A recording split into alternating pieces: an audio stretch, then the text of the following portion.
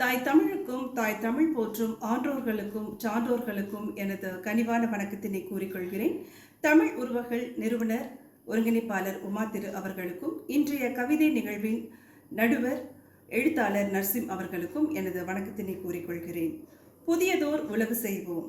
இளம் தலைமுறையே இளம் சிங்கம் என புறப்படு, களமிறங்கி போராடு, காத்திருக்கிறோம்.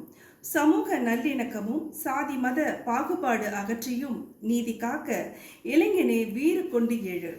உன் பெற்றோர் உற்றோர் உன் சந்ததிகள் வாழ வழி செய்.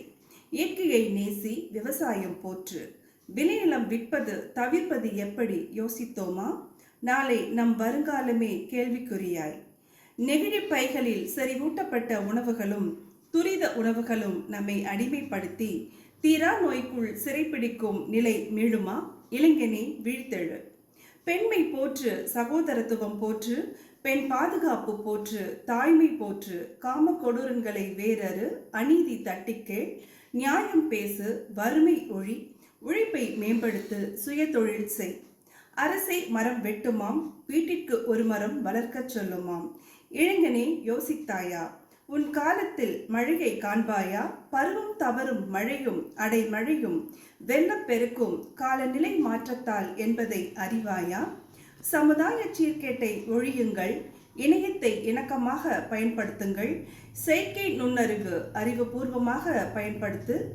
சமூக வலைத்தளம் சமூகம் முன்னேற, பெண்களை கொச்சைப்படுத்த அல்ல. போதை ஒழிப்பு திரைப்படம் என்று போதை மருந்து தயாரிக்கும் வித்தை கற்றுக் கொடுக்கும் திரைப்படம் அறவே ஒதுக்குங்கள். பாலியல் வன்முறை விழிப்புணர்வு ஏற்படுத்துங்கள். பெண்கள் நாங்கள்தான் கூக்குரலிட வேண்டுமா? உன் தாய், உன் சகோதரி, உன் மனைவி, உன் மகளும் பெண்தானே, பின் ஏன் மௌனம்? இளைஞனே எழுந்து வா, சிங்கமாய் நடைபோடு.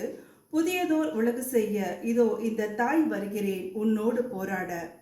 நன்றி, வணக்கம். செந்தாமரை, கோவையிலிருந்து.